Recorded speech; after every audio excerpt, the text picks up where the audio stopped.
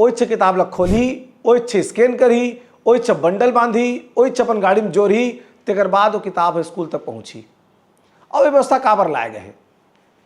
आज से लगभग 8 महीना पहले तुमने एक समाचार देखे हुआ कि जिन प्रिंटर किताब छापे रही से तिन किताब के अनुमान से ज़्यादा किताब छप गिरी से।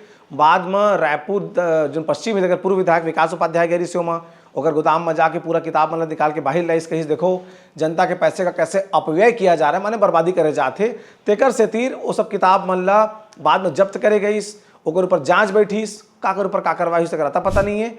लेकिन जो सरकारी खर्चा है, सरकारी मद है, तेकर दुरुपयोग के मामला निकल के सामने आ रही से। तेकर से तीर अब सरकार के तरह नियम लाए गई कि जबका प्राइवेट स्कूल जाने वाला किताब है तेरे एक एक किताब स्कैन करवा जाए, पता रहे कि कौन स्कूल करा, कौन लौट के कतकन किताब गए।